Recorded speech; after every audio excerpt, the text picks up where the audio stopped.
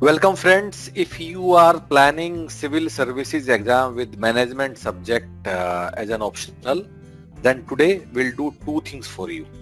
Number one, we'll discuss what we at Human Peritus, what we do offer for management optional. And number two, कि management optional की तैयारी जब आप करते हो सो किन पांच बातों को आपको ध्यान रखना है. So what are the five important things which we have understood over the years, so we'll share that with you. So this is the agenda for this session, and let us get started. So before that, who we are. So I am from Human Peritus, and so what is Human Peritus? So we at Human Peritus specialize in management and commerce subjects. So based on understanding of these subjects, we have been assisting students for a couple of exams for last 10 years. So वो वाले exam कौन कौन से हैं, जैसे कि UGC NET in management subject, UGC NET in commerce, labor laws, then HR and marketing officers of banks, PSUs. Along with that, a lot of UPSC exams also, especially UPSC recruitment exams like UPSC Assistant Labor Commissioner, Admin Officer, ESIC DD, EPFO, and so on. So we have been doing it for more than 10 years now, and today we'll talk about that what we have to offer for management subject. And so if you feel that you want to share anything, you want to discuss anything, you want to ask anything, so we have given a link in the description below. Click on that link. That will connect you with our team directly via WhatsApp. Get connected. Feel free, ask anything. Do let us know. There is another link in the description below. That link will connect you with our website, and it will take you on management optional page. So going on that link will let you know what is our plan for management optional and how we'll prepare you for that. Of course, इस video में भी हम वही वाली बात करने वाले हैं जो कि हमने अपनी वेबसाइट पे समझाया है. Okay, let's get started. So I'm starting with कि हम क्या हमारा प्लान है. So guys, as you know कि मैनेजमेंट ऑप्शनल के दो पेपर हैं. दो paper, the syllabus has been divided into 12 units. पहली 6 यूनिट से पेपर 1, अगली 6 से paper 2. So to cover this entire syllabus of 12 units, so what we do at human peritus, that can be divided into 5 steps. वो 5 step एक एक करके समझ लेते हैं, and they are in that sequence only. और इसी सीक्वेंस में आप अपना पूरा हमारे साथ पढ़ाई करोगे. सबसे पहले, so guys, first thing is that you will go through video classes of approximately 350 hours. ठीक है. So इसमें क्या होगा? We'll cover entire syllabus which has been prescribed by UPSC, who will teach you. So 12 to 15 different subject matter experts will teach you for four different subjects. If you want to see the style and quality of teaching, that how do we teach in these classes, so what you can do, you can go to website of Human Peritus, and let me take you there.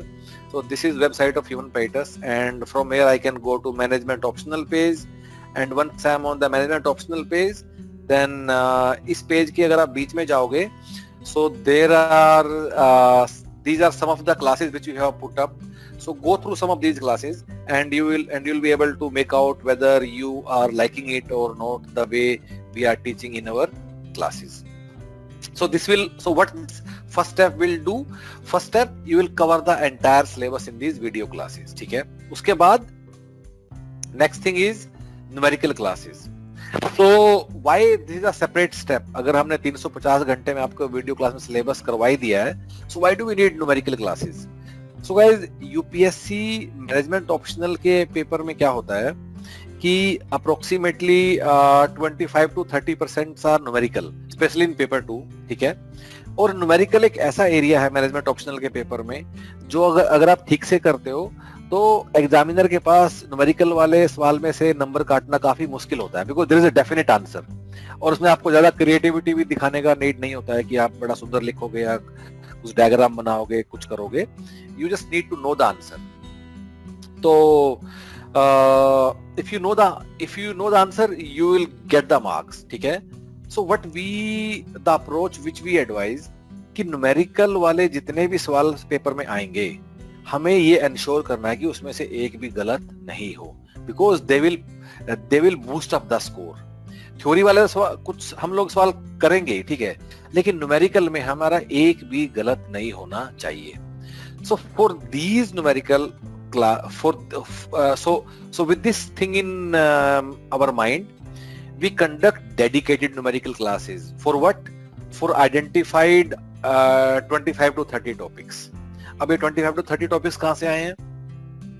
So what we have also done, हमने पिछले 20 साल के 2000 से और 2021 तक सारे papers का एक एक सवाल किया है। So based on that analysis, we have identified some topics जहाँ से numerical repeat काफी ज्यादा होता है, जैसे कि economic order quantity, ANOVA, hypothesis testing, cost of capital, assembly line balancing, project management, CPM, PRT, probability distributions, linear programming जिसमें graphical method का सवाल बार बार आता है। सो इस एक एक कीवर्ड पे हम एक पूरा क्लास करते हैं 2 घंटे का on each of these keywords, ताकि उस कीवर्ड में किसी भी तरह का घुमा फिरा के न्यूमेरिकल आए तो आप उसको डेफिनेटली ठीक कर दें। So these are the special numerical classes जो हम मैनेजमेंट ऑप्शनल के लिए स्पेशली करते हैं। आइडिया इज कि न्यूमेरिकल एक भी हमें गलत नहीं करना है। Great. If there is so where we are trying to take you, अगर एक चॉइस है between numerical question and theory question, हम चाहते हैं आप एग्जाम में आप न्यूमेरिकल वाला सवाल करो, थ्योरी वाले को मत करो, बिकॉज़ 8 में से 5 सवाल करना होता है। So you have to make a lot of choices on the exam day. So numerical वाला करना है। इनफैक्ट अगर आप में से कुछ लोग ऐसे हैं कि जिनको न्यूमेरिकल से डर लगता है, so you should not take management optional as a subject. Probably आपको पब्लिक एड, सोशियोलॉजी वो सब जो होता है वो सब ले लेना चाहिए। अगर मैनेजमेंट ऑप्शनल के लिए आए हो तो न्यूमेरिकल से प्यार करना शुरू कर दो। Third thing, printed booklets. So what is step 3? So will send you printed booklets at your home via courier. So through these booklets will cover the entire syllabus. अब ये बुकलेट हम लोगों ने खुद से ही बनाया है, और again this will give you confidence of coverage of 100% syllabus की किस कीवर्ड का क्या बाउंड्री है, उसके अंदर क्या होना चाहिए। तो एक चीज आप क्लास में सुनोगे फिर उसको बुक से भी पढ़ोगे। आप उल्टा भी कर सकते हो कि आप पहले बुक पढ़ के रेडी रखो और फिर आप वीडियो क्लास में उसको, that is depending upon your style of studying. Now if you want to see the way we have structured entire content in these printed booklets, उसके लिए क्या करना है? Again, Human Betas की वेबसाइट पे जाना है और there we have put up lot of sample content. तो जाओ एक बार इसमें देखो कि how we have put up the content together और कैसे हमने पूरा सिलेबस डिजाइन किया है for all 12 units of the syllabus. Let us come to step number 4 now. Step number 4 is what? Solution to previous year paper. So guys, हम लोगों ने क्या किया है? So for every paper, rather let me say for every question which has appeared in any paper from the year 2000 to till date, तो कितने paper हो गए? 2000 से 2021 तक 22 पेपर हो गए, ठीक है गाइज। 22 के 22 पेपर का हर एक सवाल हम लोगों ने एक एक करके हम लोगों ने सोल्व किया है, ठीक है। सो इन सारे सवाल का प्रिंटेड बुकलेट हम लोगों ने बनाया है, अगेन जो आपके घर कोरियर के उसमें आएगा, ठीक है। And of course this is the super important part, and in fact for us as an institute, हमारे लिए भी जो मैक्सिमम लर्निंग एक्सरसाइज है वो यही था, और इसी के बेस पे हम लोगों ने पूरा कोर्स डिजाइन किया कि तुम लोगों को क्या पढ़ना है, क्या नहीं पढ़ना है, किस डेप्थ तक पढ़ना है, क्योंकि हम लोगों ने खुद इसका एक एक सवाल किया। उसके बाद हम लोगों ने क्या किया कि ये जितने भी सवाल थे, हमने ऐसा नहीं किया कि पहले 2005 का पेपर कर दो फिर 6 का सवाल, नहीं। हम लोगों ने क्या किया, पहले सारे सवालों को हमने तोड़ लिया, ठीक है। उसके बाद हमने सारे सवालों को 12 सिलेबस की यूनिट में डिवाइड कर लिया, ठीक है। उसके बाद 12 में भी सवाल को टॉपिक वाइज हमने आइडेंटिफाई किया कि एक टॉपिक के अंदर हमने उसको किया। जैसे कि मैं दिखाता हूं, जैसे हमने प्रोडक्शन मैनेजमेंट एक अपना यूनिट है, उसके अंदर एक टॉपिक है इन्वेंट्री कंट्रोल, ठीक है। सो इन्वेंट्री कंट्रोल के सारे सवालों को हमने एक साथ रख दिया। जैसे इन्वेंट्री कंट्रोल का एक सवाल 2020 में आया, उससे पहले 2019 में आया इन्वेंट्री कंट्रोल का, ठीक है, जो थ्योरी वाला सवाल था। फिर 19 में 2 सवाल आए इन्वेंट्री के, फिर 19 से पहले 18 में आया, 18 के भी 2 सवाल आए, ठीक है। फिर 17 में 1 सवाल आया, फिर एक 16 में आया, फिर 15 में आया, ऑलमोस्ट हर बार इन्वेंटरी मैनेजमेंट का सवाल आया है। 15 में फिर एक और आया, फिर उसके बाद 14 में आया, एंड सो ऑन। So इस तरह I mean you can see any other topic, we can see like maybe I can show you in FM risk and return portfolio management देख लेते हैं। 2019 में सवाल आया, इससे पहले इसी टॉपिक का सवाल आया 2016 में, 16 से पहले इसका सवाल आया 11 में, 11 से पहले इसका सवाल आया नहीं, 11 से पहले कभी कोई सवाल नहीं आया किसका, risk and return portfolio theory CAPM etcetera का।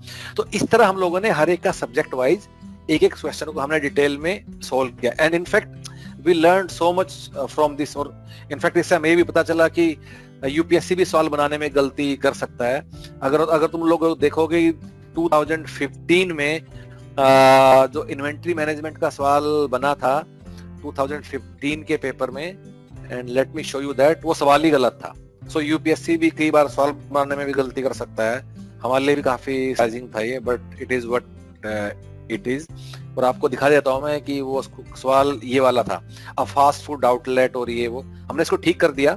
तो यूपीएससी ने क्या किया कि पीरियोडिक और फिक्स इन्वेंट्री मैनेजमेंट के चीज को मिक्स कर दिया और एक खिचड़ी वाला सवाल कुछ मतलब बना दिया, ठीक है। एंड ऑफ कोर्स इससे हमें ये पता चला कि कहां से सवाल बनता है, कहां से सवाल उठाते हैं, किस बुक से उठाते हैं, and will also share that with you, ठीक है। Coming back, so this is the fourth thing which we'll do. Finally तुम लोग क्या करोगे, finally you will do mock test with us. mock test का पर्पस क्या है कि एग्जाम में कैसे सवाल लिखना है, कैसे आंसर लिखना है। नंबर 2, mock test का पर्पस क्या है कि कैसे टाइम मैनेजमेंट करना होता है एग्जाम डे। तो ये दो चीजें सिखाने के लिए mock test होता है। mock test कोई नई चीज सीखने के लिए नहीं होता है, ठीक है। So guys, what we are promising, so our promise is that अगर तुम ये 5 चीजें अच्छे से हमारे साथ कर लेते हो, by the way it's not easy, ऐसा नहीं है कि तुम ज्वाइन करोगे हमारे साथ तो 3 महीने हो जाएगा, नहीं, इट विल टेक टाइम। आपको 10 से 12 महीने लगेगा इसको हर चीज को अच्छे से समझने के लिए। लेकिन अगर एक बार अगर आप 10 से 12 महीने अच्छे से लगाओगे, you will become so confident कि इसके अलावा आपको कुछ देखने का नीड नहीं होगा। जब आप एग्जाम देने जाओगे, यू वोंट फाइंड कि कुछ तुम्हें अनफेमिलियर दिखाई दे रहा है। You will feel so comfortable and confident on the exam day. So our promise is that अगर तुम हमारे साथ 10-12 महीने ये मेहनत करने को तैयार हो, then you do not have to worry about management optional. You can leave it to us. You can just worry about your GS paper. Management optional में जो हम लोग बताते जाएंगे बस वो आपको करते जाना है, and that will be more than sufficient. So आगे बढ़ते हैं। So now I'll share with you some pointers which we have learnt over the years कि management optional के लिए हमें करना क्या है। Okay, we'll start with the first point which is identifying important topics. हम लोग क्या करते हैं, हम कोई भी जब पेपर देते हैं, कोई भी कॉम्पिटिटिव एग्जाम देते हैं, तो सबसे पहले हमारा क्या जानने का इच्छा होता है कि कौन से टॉपिक इंपॉर्टेंट है, कौन से टॉपिक इंपॉर्टेंट नहीं है। ऑफ कोर्स ऐसा होता है कि कुछ टॉपिक से ज्यादा सवाल आते हैं repeatedly. We also have seen that after that exercise of doing every question of past 21 years. लेकिन अगर आपको मैनेजमेंट ऑप्शनल में if you want to put up a good score, you have to stop identifying important topics. You have to stop looking at the trend कि ये वाला कम है, ये वाला ज्यादा इंपॉर्टेंट है। So the only way to crack the exam is that you should target completion of 100% syllabus. In fact, I'll show you this thing with one example. ठीक है, अब जैसे फाइनेंशियल मैनेजमेंट का हम लोग टॉपिक ले लेते हैं, ठीक है। अब चलो न्यूमेरिकल की बात कर लेते हैं, ठीक है।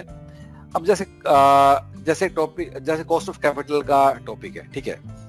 अब कॉस्ट ऑफ कैपिटल में हम काफी सारे न्यूमेरिकल भी कराते हैं लोगों को, ठीक है। लेकिन कॉस्ट ऑफ कैपिटल टॉपिक में 2018 तक कोई न्यूमेरिकल आया ही नहीं था। यू कैन सी इट, 2018 में ये वाला न्यूमेरिकल आया था, ठीक है। उससे पहले कभी कॉस्ट ऑफ कैपिटल न्यूमेरिकल आया ही नहीं। इसका मतलब लोगों ने क्या अज्यूम किया होगा कि इससे न्यूमेरिकल नहीं बनता है। सो गाइस, ऐसा नहीं करना है, ऐसा नहीं करना है। तुम्हें 100% सिलेबस करना है। जिस भी कीवर्ड के अंदर न्यूमेरिकल बनते हैं, तुम्हें उससे करने हैं। And I can show you another topic, जैसे आप कैपिटल बजटिंग देख लीजिए। कैपिटल बजटिंग का आज तो कोई न्यूमेरिकल नहीं आया, टिल डेट कोई आया ही नहीं है। इसका मतलब क्या है, क्या हम इसको छोड़ देंगे? नहीं, इसके भी हम लोग न्यूमेरिकल करेंगे। हालांकि इसका आज तक भी कोई सवाल इसका मतलब नहीं आया है। Similarly there can be another few one और मोर टॉपिक जिससे आज तक एक भी सवाल नहीं आया 20 साल में। कोई है बीच बीच में ऐसे ऐसे टॉपिक, ठीक है? तो should we skip that? Of course not, of course not. अगर एक भी सवाल नहीं आया कोई बात नहीं, मे बी इस बार उसका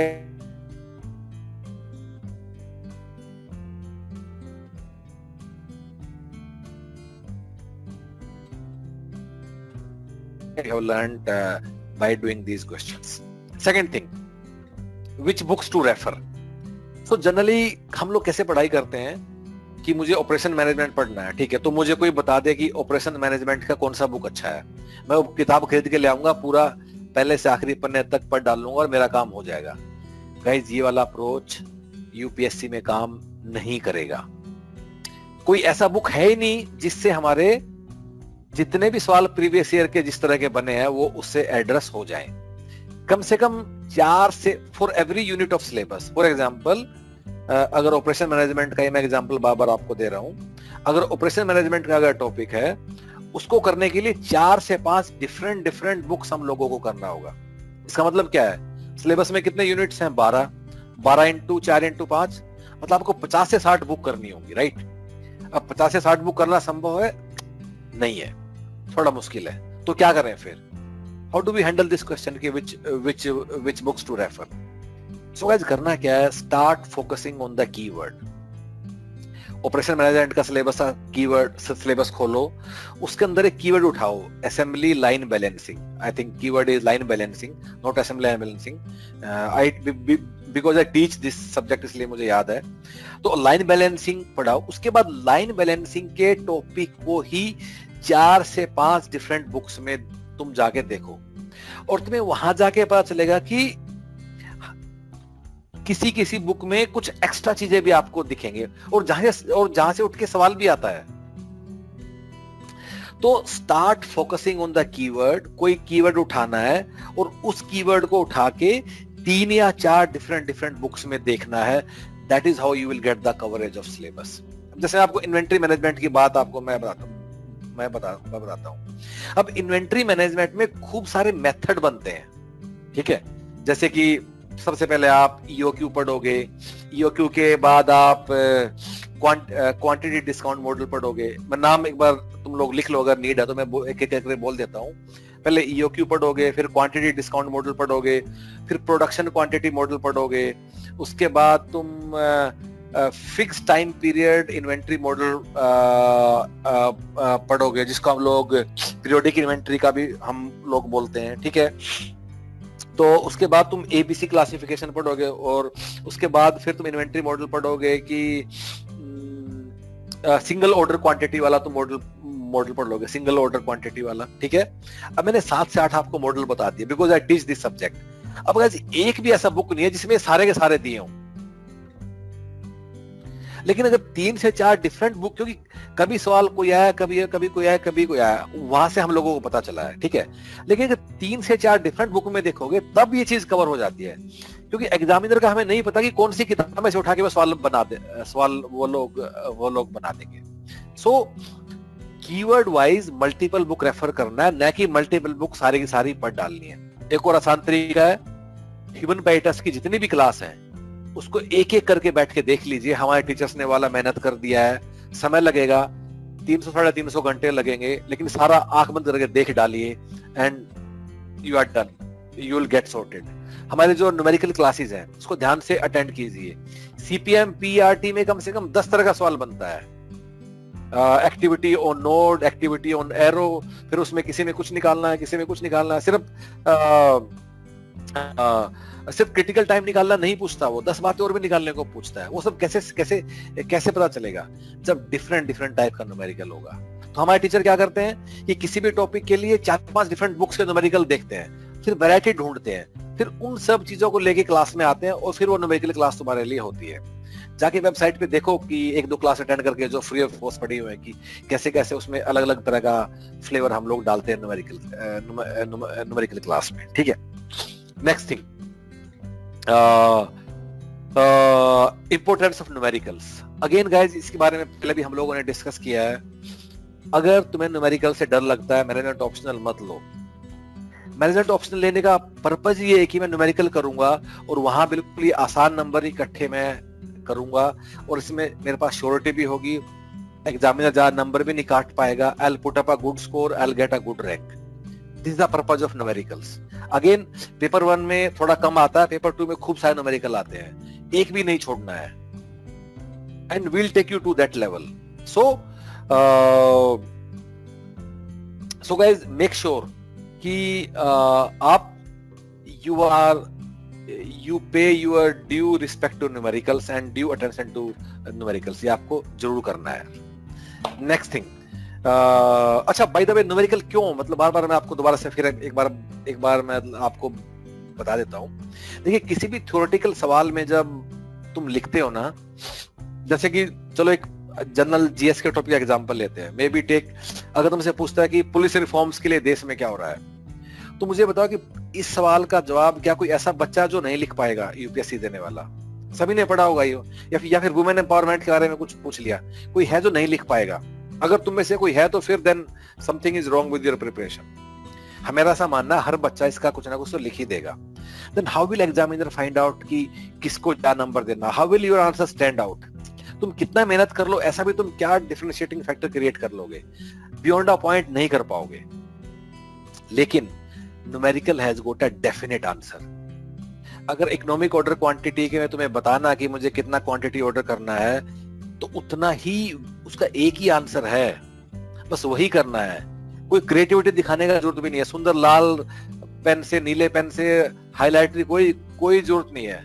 उसको आंसर दिखा दो, नंबर तुम्हें देके चला जाएगा वो। और उसके लिए काटना भी मुश्किल है कि काटे तो किस बात के नंबर काटे वो। इसलिए गाइस, न्यूमेरिकल करना काफी ज्यादा जरूरी है और ये डुएबल है। हम तुम्हें सिखाएंगे अगर तुमसे नहीं हो रहा तो, otherwise try to yourself, it is doable. Next thing, hand written notes. तैयारी करने का तरीका क्या है? तो मैंने तो बता दिया कि किसी भी एक टॉपिक को 4 बुक से पढ़ना है। अच्छा बाय द वे, अगर आप हमारे स्टूडेंट हो तो ये 4-5 बुक सब छोड़ दो, जो हम तुम्हें करने को बोलते हैं वो कर लो, बस काफी है, ठीक है। तो पढ़ने का तरीका क्या है? अभी तुम 4 से 5 डिफरेंट बुक्स तुम लेके आओ। मान लो मैंने असेंबली बैलेंसिंग का टॉपिक उठाया, एक बुक से पढ़ा, दूसरी से पढ़ा, तीसरी से पढ़ा, फिर क्या हुआ?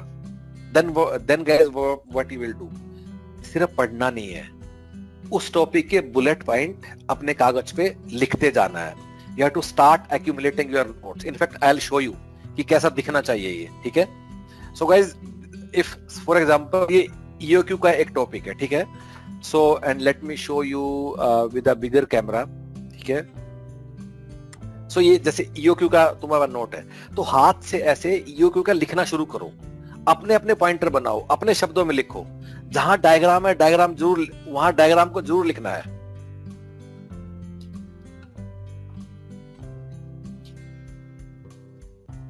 जहां मतलब बुलेट पॉइंट है, वहां वो सब चीजें जरूर लिखना है, ठीक है। सो होगा क्या, पहली बुक से कुछ पढ़ा, फिर A4 साइज पेपर पे उतार दिया, दूसरी से पढ़ा, फिर उतार दिया, तीसरी से। सो 4 से 5 बुक का समरी, 4 से 5 बुक का कंसोलिडेटेड नॉलेज तुम्हारे पास आ जाना चाहिए। उसके अलावा अगर उसी चीज का तुम्हें कहीं और से कुछ मिलता है, मे बी तुमने you read the theoretical topic, लेकिन तुम्हें उसका अच्छा एग्जांपल मिल गया किसी बिजनेस न्यूज पेपर में, उसको उठा के वहां अपने पेपर में ले आओ। So slowly with this exercise, तुमने तैयारी अच्छे से किया है, तुम्हारे 3 से 3,500 A4 साइज पेज भर जाने चाहिए। That is where it should take you, ठीक है। तो वाला चीज करो, ठीक है।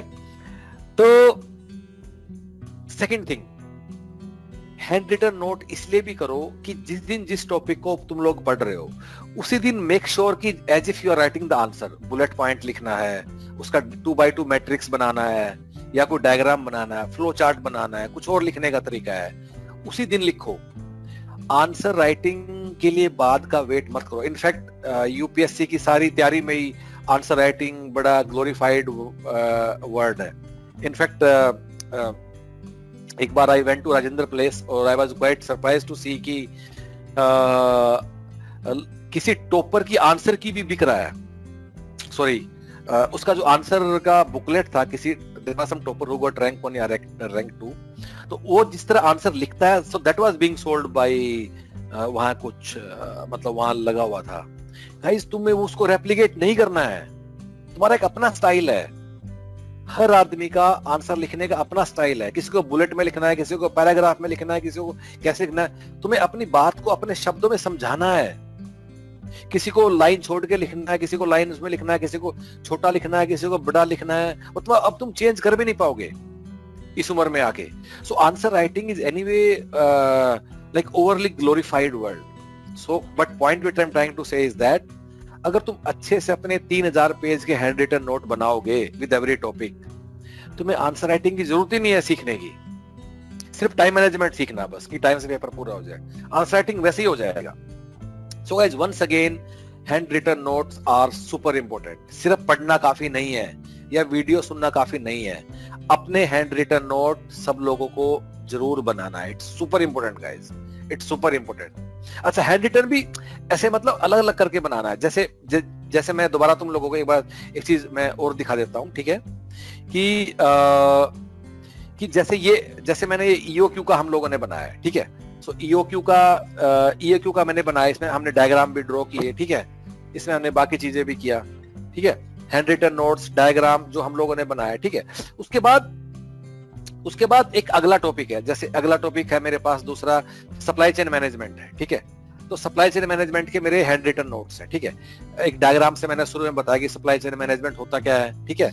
उसके बाद पूरा ऐसा किया. अब मुझे क्या करना है कल को, कि मुझे सप्लाई चेन में, अब मुझे कल को ना, मैं न्यूज़पेपर पढ़ रहा हूं, ठीक है. तो न्यूज़पेपर पढ़ते हुए क्या होता है कि आई सा कि इंडिया में जो वैक्सीन का डिस्ट्रीब्यूशन हो रहा है, I can use that example as example of supply chain management, ठीक है.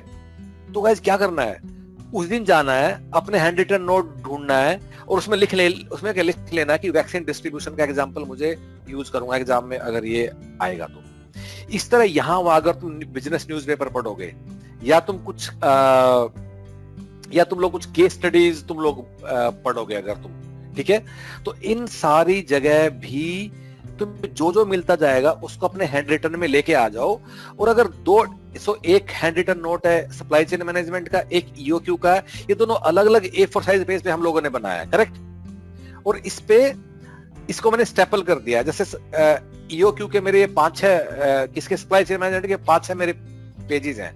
अगर मुझे कुछ और ऐड करना तो मैं स्टेपल करके एक पेज इसके बाद में ऐड कर दूंगा इसके बाद में, करेक्ट. इस तरह you will have so called modularity. तो इस तरह जो कीवर्ड के तुम्हारे जितने भी कीवर्ड है, कितने कीवर्ड होंगे तुम्हारे सिलेबस में, आई थिंक 150 होंगे. तो ऐसे ऐसे तुम्हारे 150 तुम्हारे छोटे छोटे ये बन जाने चाहिए. This is how you have to prepare guys. This is how you have to prepare your hand written note. और मैंने तुम्हें दिखा भी दिया कैसे तुम लोगों को हैंड रिटन नोट तुम लोगों को बनाना है, ठीक है. Last and final point which is creating the big picture. तो गाइज देखिए, लोग तैयारी तो कर लेते हैं, हमें मतलब आता भी है एग्जाम में, फिर भी लोगों को 5-5 अटेम्प्ट क्यों लगते हैं. अच्छा, ऐसा क्यों होता है कि लोगों को 5-5 अटेम्प्ट लग रहे हैं. जैसे अगर मैंने पब्लिक एड से मैंने पेपर दिया, तो पब्लिक एड का सिलेबस तो 4 महीने में हो जाता है, फिर 5 अटेम्प्ट क्यों लग गए. चलो ठीक है, एक अटेम्प्ट में नर्वस हो गया या कुछ हो गया, कुछ टाइम मैनेजमेंट कर नहीं पाया, अगले में तो हो जाना चाहिए. तो कुछ लोगों को why they are taking so much time. Question is not कि इतने सारे टाइम मुझे लगा. क्वेश्चन ये है कि अगर 1 साल बाद तुम फिर करते क्या हो, what do you study. Syllabus तो मैंने पूरा कर लिया है, तो 1 साल बाद क्या ऐसा इंक्रीमेंटल नॉलेज है कि जो मैं उसको लेने की कोशिश करता हूं. सो गाइस, याद रखो कि सिर्फ जानना, एकेडमिक नॉलेज काफी नहीं है. Your answer should stand out. अब आंसर स्टैंड आउट कैसे करेगा. आंसर स्टैंड आउट करेगा when you are having the big picture, when you have capability to relate topics, when you have capability to relate topics with real life examples. कैसे तुम एक theoretical topic को book से पढ़ के और एक diagram के रूप में खुद diagram बना के उसको कर सकते हो. So these are the skills which you have to develop. So these are mental capability which you have to develop. जैसे कि मैं तुम्हें कुछ एग्जांपल देता हूँ, जैसे मैंने अभी दिया एक. क्या तुम सप्लाई चेन मैनेजमेंट के सवाल में कोविड-19 के वैक्सीन का डिस्ट्रीब्यूशन फिट कर सकते हो? या फिर क्या तुम एयर इंडिया के एग्जांपल को कॉर्पोरेट रिस्ट्रक्चरिंग टॉपिक है जो हमारा फाइनेंशियल मैनेजमेंट है वहां फिट कर सकते हो? या क्या तुम जो अभी वोडाफोन का पूरा केस चला था रेट्रोस्पेक्टिव टैक्सेशन को लेके, उस वाली चीज को तुम फिट कर सकते हो कंट्री रिस्क एनालिसिस में, जो कि तुम्हारा इंटरनेशनल बिजनेस का टॉपिक है? या फिर अदानी जी जो कर रहे हैं, can you relate that with backward vertical integration? So guys, जितने भी टॉपिक्स हैं, start creating big picture, start relating them with real life. Can you relate topics of operations management with HR? Just think about it. So unless तुम ये capability develop नहीं करते हो, तब तक तुम्हें आंसर को मतलब समझ ही नहीं पाओगे. या फिर can you relate with जैसे तुम सप्लाई चेन मैनेजमेंट तुमने टॉपिक पढ़ा, ठीक है, और सप्लाई चेन मैनेजमेंट तुम लोगों ने पढ़ लिया, ठीक है. अब सवाल आ गया कि सप्लाई चेन मैनेजमेंट में आईटी का क्या रोल है. अभी तो ये तो मैंने कहीं पढ़ा ही नहीं था किताब में, क्यों, मतलब मैंने हेडिंग नहीं पढ़ा था कि IT role in supply chain management, तो तुम एकदम घबरा गए. नहीं, उस टाइम तुम्हें एग्जाम में सोचना है कि मैंने जो अपने MIS के कोर्स में पढ़ा है, इमर्जिंग टेक्नोलॉजीज, जैसे कि AI, IoT, EDI या ERP, क्या मैं उसको सप्लाई चेन में फिट कर सकता हूँ और अपना आंसर लिख सकता हूँ? Guys, this capability to develop and to relate तुम लोगों को डेवलप करना है. Then you will get the marks. अच्छा, ये वाली कैपेबिलिटी कहाँ से आएगी? खूब सारा अखबार पढ़ने से. अखबार कौन सा? Business paper. जीएस के लिए जो करते रहो. मैं अभी मैनेजमेंट ऑप्शनल की बात कर रहा हूँ. एक बिजनेस पेपर पढ़ना शुरू कर दो. बाय द वे, उससे जीएस में भी हेल्प होगी. जीएस में आप दुनिया भर के सवाल आते हैं. ये इन्फ्लेशन ऊपर नीचे क्या होगा, फॉरेन करेंसी क्या होगा. कम से कम 2-3 सवाल तो आजकल इसी के आते हैं तुम्हारे, मतलब तुम्हारे प्रीलिम्स में, जो तुम्हें मैनेजमेंट स्टूडेंट के पक्का ठीक होने चाहिए. एनीवे, तो बिजनेस पेपर पढ़ना शुरू करो. बिजनेस, अगर केस स्टडी की बुक पढ़ सकते हो तो ठीक है, 1-2, लेकिन नहीं तो कोई बात नहीं, रहने दो केस स्टडी. पर बिजनेस पेपर से अपने एग्जाम्पल इकट्ठे करने शुरू करो, और सिर्फ पढ़ के मत छोड़ दो, कहीं लिख डालो, ताकि एग्जाम से 10 दिन पहले क्या मैं एक बार देख लूं, मुझे याद तो आना चाहिए ना. क्योंकि ऑब्जेक्टिव गाइज, ऑब्जेक्टिव ज्ञान प्राप्त करना नहीं है. ऑब्जेक्टिव है कि एग्जाम में कागज पे उतर भी जाए, वो आंसर शीट को मैं लिख भी डालू एग्जाम वाले दिन. This is the objective. So guys, this is all from my side. So ये 5 पॉइंट थे जो हम लोगों को आपके से शेयर करने थे, ठीक है. अगेन समरी इज दैट अगर मेहनत करने को तैयार हो, 10-12 महीने पढ़ाई कर सकते हो. मैनेजमेंट ऑप्शनल से बढ़िया सब्जेक्ट कुछ नहीं है. अगर तुम लोगों ने MBA किया है या PGDM किया है, और उसके बाद भी अगर तुम पब्लिक एड, सोशियोलॉजी और सब सब्जेक्ट लेते हो, तो it's a very bad idea, ठीक है. अगर MBA में कुछ भी रीजनेबली पढ़ाई किया है, टेक दिस सब्जेक्ट, अच्छा सब्जेक्ट है. और अब धीरे धीरे स्कोरिंग भी हो रहा है. लेटेस्ट पेपर देखो 2021 का, इतनी मॉड्यूलैरिटी है कि हर बार स्पेसिफिक बातें पूछी गई है. अब मतलब वो दिन चले गए जब 2007 में क्या होता था. And let me show you rather, तुम उससे थोड़ा और रिलेट करोगे. 2007 में किस तरह के सवाल आते थे, ठीक है. Let me show you. So maybe will go to straight away 2007 में चले जाते हैं, ठीक है. अब देखो, is working capital different from management of cash? In what ways? What are the factor that influence the working capital requirement? Discuss model of working capital. So इतना सारा थ्योरेटिकल सवाल आता था, ठीक है. लेकिन आज के दिन तुम जिस तरह के सवाल देखते हो, दे आर वेरी स्पेसिफिक और टू द पॉइंट पूछेगा. सिर्फ उतना ही तुम लोगों को बताना है किसी भी टॉपिक को लेके.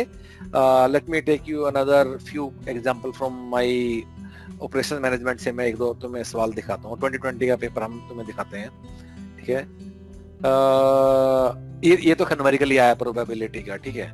ये भी न्यूमेरिकल आया, ये भी न्यूमेरिकल आया, ऑपरेशन ये भी न्यूमेरिकल आया. It's so nice. तो ये नंबर हैं जो मतलब बिखरे पड़े हैं, बस इकट्ठे कर लेना है. Guys, very nice.